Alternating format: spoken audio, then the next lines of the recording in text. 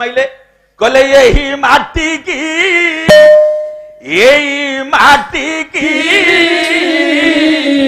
जुहार करे घंट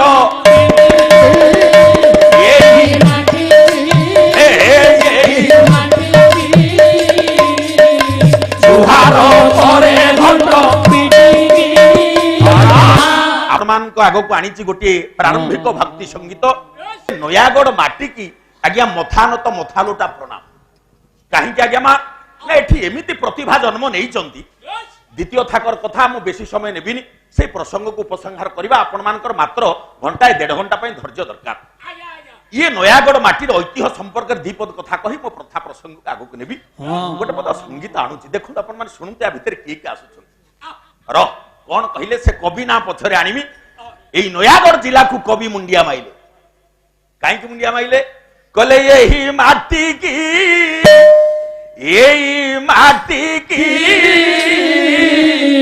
जुहार करे घंट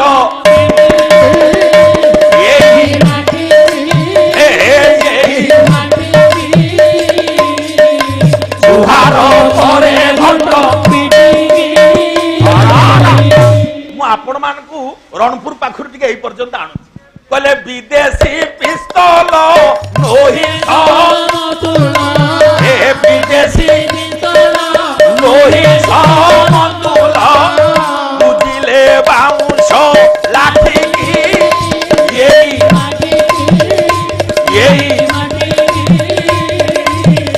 जुहार करे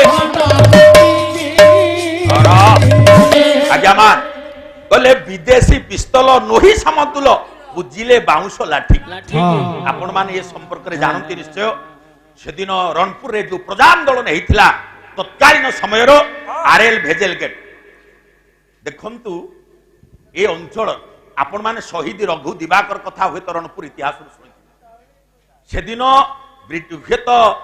ब्रिटिश जनरल भेजेल गेट को गोटे बाउंश ठेंगारे पिटी पिटी मारी देले आम हुए तो श्रमिक आम प्रजामंडल सैन्यमान तत्कालीन ब्रिटिश सरकार ब्रिटिश पार्लियामेंट रे चहल पड़िला से माने आतंकित हेले जे बाउंश ठेंगा एमती केमती गोटे जिनिस अत्याधुनिक स्टेन गन पाखरे बेत हमर हारि गले बाउंश ठेंगा कोन आमे देखिउ रणपुर बाउंश जंगल रु गोटाए गाड़ी बाउंश ठेंगा गला से बाउंश ठेंगा एबे भी ये तो म्यूजियम रे सुरक्षित कारण ब्रिटिश पार्लियामेंट रे सेते बेले विरोधी दल थांती श्रमिक दल शासक रे थांती जाट दल श्रमिक दल जाट दल को पचारला से बाउंश ठेंगा कोन से कोन आम मेसिन गन ठर अधिक आमे ताकू देखिउ एबे भी ब्रिटिश म्यूजियम रे ता सुरक्षित ये सेमिनो ना आउ केई न कले रघु दिवाकर और मेरा रघु दिवाकर डोरिले फासी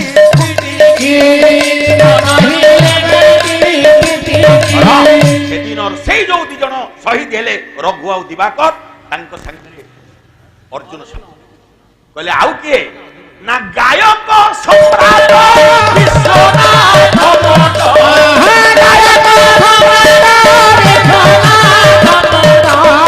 जोशी जन्मिले यही माटी जुहार करे भट्ट जो माटी रे गायक सम्राट विश्वनाथ भट्ट जोशीଙ୍କର जन्म कले गर्व कौन कहले कले सिद्धांत दर्पण नक्षत्र चरण सिद्धांत दर्पण नक्षत्र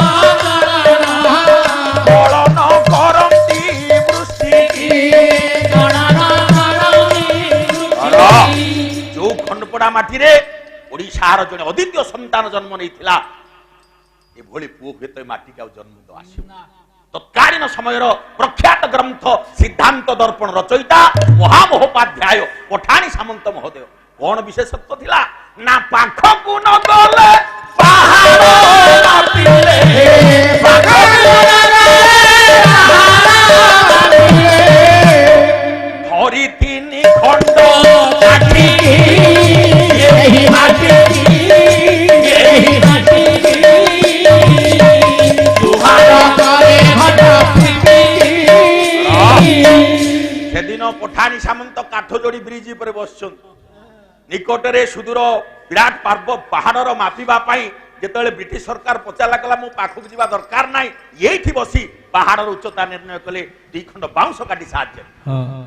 এইভাবে যোগ্য মাটিরে জন্ম খালি সেতিকি নুহ কলে কবি গদাধর চৌপদীরে সার কবি গদাধর চৌপদীরে সার পালে খিবারে সৃষ্টি সেই পঠানি সামন্তঙ্কর যোগ্যতা কবি গদাধর চৌপদীরে সার ঢুম্পা লেখিবারে সৃষ্টি।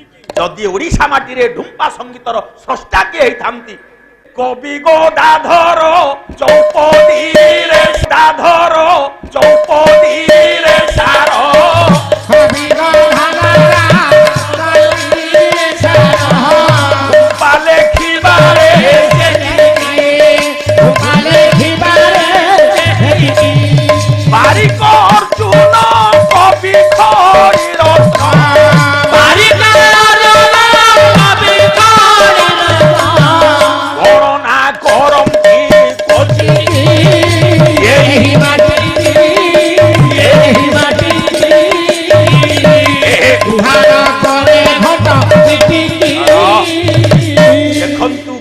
प्रतिभा ए माटी जन्म होती गीत कहले आज्ञा सरबनी जड़े गदाधर आनिमे आनिमे जमा व्यस्त हमें सब आसवे आउ जड़े अर्जुन बारिक आपण मैंने गोड़ीपड़ा ठार शरणकूल रास्तार गला बेले गिमिरसर गोटे गाँ हरिपुर ये प्रतिभा कहले सेतिक नुह कौन कहले रामकृष्ण रस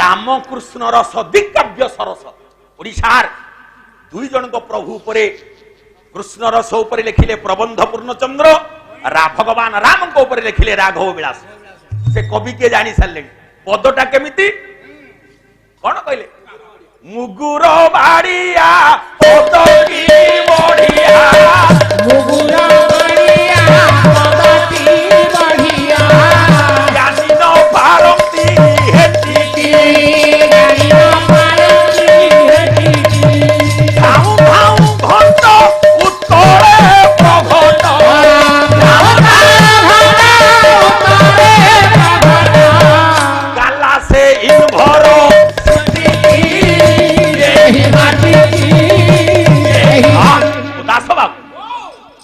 जो जिला को जीव से जिलार आम ऐतिह्य किसी जाना दरकार कौन कहले मुगुर बाड़िया पद की बढ़िया अर्थे ज्ञानी पड़े झुंटी कवि क्षोभ प्रकाश कले ढाऊ ढाऊ घंट उत्कले प्रघट गाला की यूनिवर्सिटी की हे यूनिवर्सिटी तमर सक्षम नहीं जदुमणि साहित्य को अर्थ कला भाया हास्य रस कही सभी को मनाई हास्य रस प्रवीण उत्कल घंट जदुमणि महापात्र ये नयागढ़ दायात देखो प्रति कथार हस सभार गोटे हास्यर सृष्टि कर गोटे छोटिया कथा कहूँ देखो आपण मैंने जी विज्ञ प्राज्ञ द्वितीय थाकर अच्छा जहाँ शुणिमार कथा जहाँ आवश्यक अच्छे जीवन में से कथा कह से जदुमणि समय नयागढ़ राजा था आज्ञा विनायक सिंह मानधाता विनायक सिंह मानधाता बयस जो आसीगला देहांत है राणी कुमुदिनी देवी राजकुमार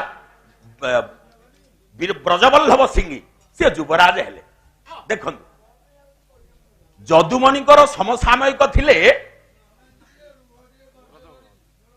जदुमणिकर समसामयिक थिले विनायक सिंह मानधाता राजा मरीगला परे जेतेबेले राजकुमार ब्रजवल्लभ सिंह युवराज हेले आउ जदुमणि को भल लागिलानी बोला मु ताको बापा सांगर गोटे सीना समसामयिक से पुओ सांगर रहिबा ठीक हेबो जदुमणि राज दरबार छाड़ी घर को पळेले निजर कौलिक वृत्ति को आजरी चलिए ये कथा आपण मानकर बड़म्बा राजा शुणिले रामचंद्र मंगराज बड़म्बा राजा रामचंद्र मंगराज गोटे चिठी नहीं कि जड़े दूत को पठेले ଯଦୁମଣି ତାଉ ନୟାଗଡ଼ ରାଜାଙ୍କ ପାଖକୁ ଯାଉନାହାନ୍ତି। ରାଜା ମରିଗଲା ପରେ ରାଣୀ କୁମୁଦିନୀ ଦେବୀଙ୍କର ଦେହାନ୍ତ ହେଇଗଲା।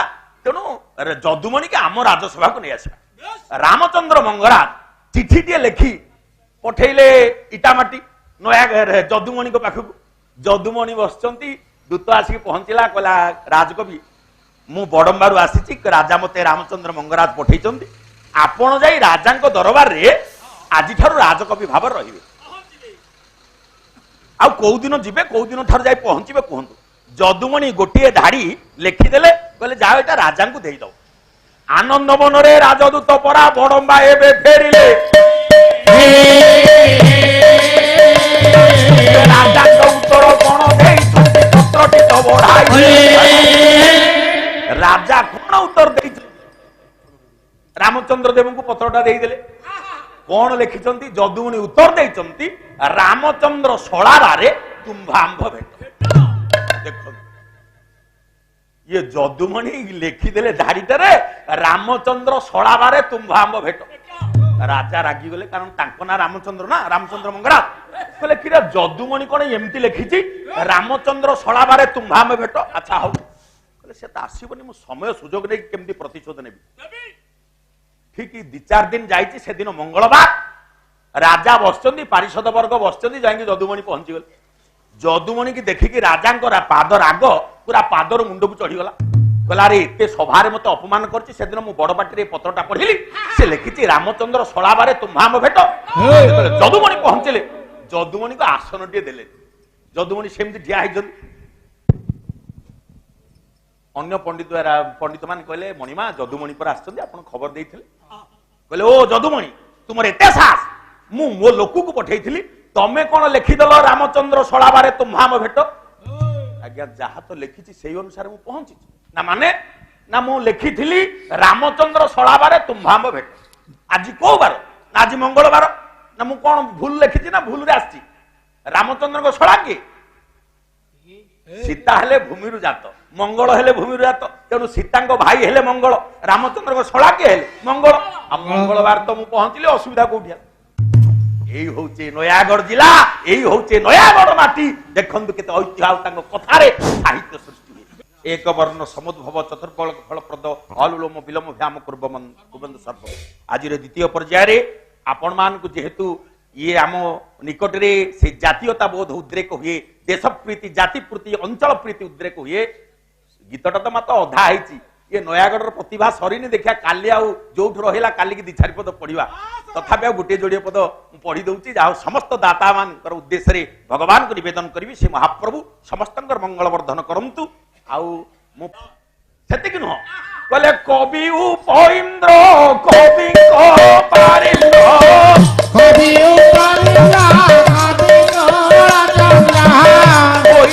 सम्राट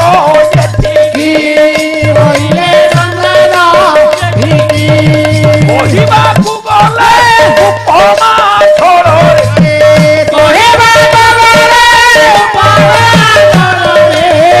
ଉପମା ଯାହାର ଖାଣ୍ଟିକି ଏହି ମାଟିକି, ଏହି ମାଟିକି ସୁହାର ଘରେ ଘଟା ପିଟିକି।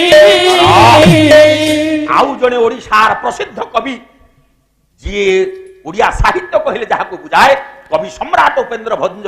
जदि कवि सम्राट होती ताले ये माटी तांको सम्राट करी।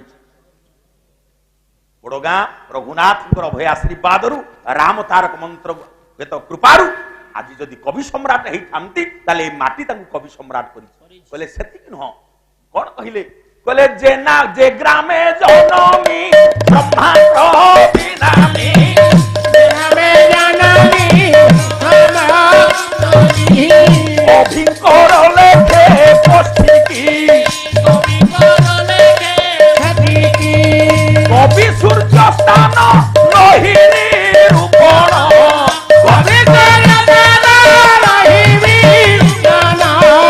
জানিয়ে চিন্তন্তি বসিকি এই মাটিকি, এই মাটিকি জুহার করে आउ जड़े कवि सूर्य सदानंद ब्रह्मा, घरटा शरणकूल भिकारी पड़ा। कवि सूर्यटा कोठी लागिवो ज्ञानी माने झुंटिले सदानंद कवि सूर्य ब्रह्मा ना कवि सूर्य सदानंद ब्रह्मा कोठी जने तो कवि सूर्य बलदेव रथ ये जो कवि सूर्य सदानंद ब्रह्मा ना सदानंद कवि सूर्य ब्रह्मा बड़ द्वंद्व पड़ी से कवि सूर्य जे अभिमन्यु सामंत सिंहारंग गुरु तेणु ये माटी अनेक योग्य प्रतिभा को तैयारी करिछि ए नयागढ़ खंडपड़ा माटी मुझे कवि कहले ये माटी की मुझे जुहार करे ताले कवि किए कवि की नहीं आसवा कवि को जिला भी नयागढ़ राजसुनाकल पाखरे विनोद पड़ा कवि कवि केतन गौर चरण सामंत सिंहार कहले विनोद पड़ा रे गौर राजे बारे विनोद पड़ा रे गौर राजा भारे विनोद पड़ा रे गौर राजा भारे विनोद पड़ा रे गौर राजा भारे मने मने तिम की ओने वाले बनी फुटी की मोटू मोटू माथा से ब्राह्मणी माता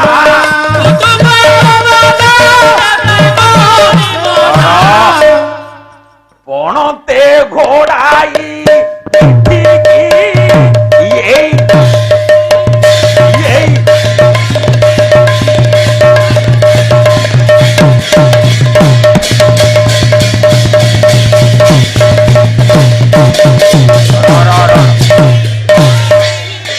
तेणु जो ऐतिह्य संपन्न जो माटी काली की देखा ये गीतर अवशिष्टांश आउ केते रथ शर्मा ठारू आरंभ करके माधव सामंतरा पर्यंत जेते कवि ये अंचल से कवि क्या छाड़ी ना आमे पालाकार ये नयागढ़ जिलार कथा अन्य जिला मान कहू ये पठाणी सामंत परिचय देला बेले गदाधर सिंह सामंत परिचय देला बेले ये